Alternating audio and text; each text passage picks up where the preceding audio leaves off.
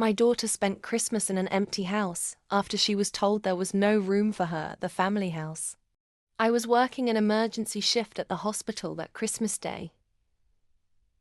The as chaos, broken ornaments, burnt fingers, and one man who thought deep frying a turkey indoors was innovative.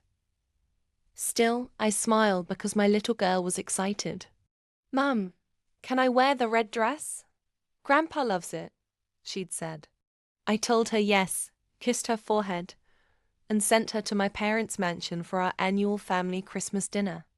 Hours later, between patients, I checked my phone and saw her message. "Mum, they said there's no room for me. I'm sitting at the bus stop now." My heart stopped. No room. In that 12-bedroom house with a 26-seat dining table.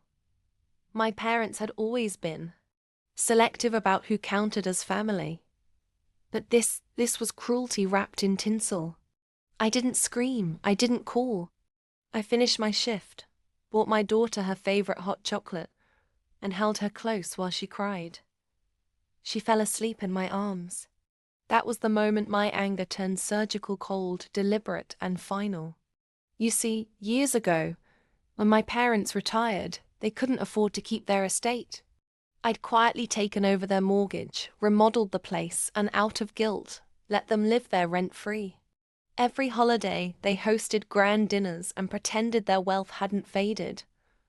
I'd let them keep their pride. But now they'd used that pride to humiliate my child. So, on December 26th, while most people were nursing hangovers and leftovers, I called my lawyer. On New Year's Eve, official notices had been served. When they called shocked, sputtering, I was polite. I told them, "You said there wasn't room for my daughter at your table. I'm simply agreeing there isn't room for you in my house." They thought I was bluffing, until the movers arrived. And here's where the twist came in. The local charity foundation I often supported needed a new facility for underprivileged kids and single mothers. So, instead of selling the property, I donated it.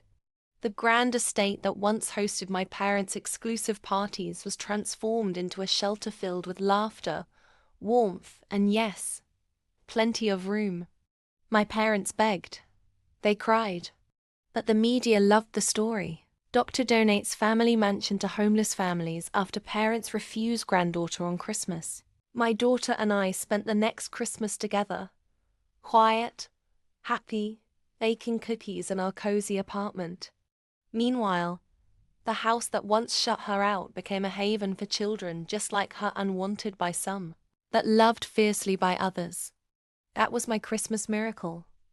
Turning cruelty into compassion. Revenge into redemption.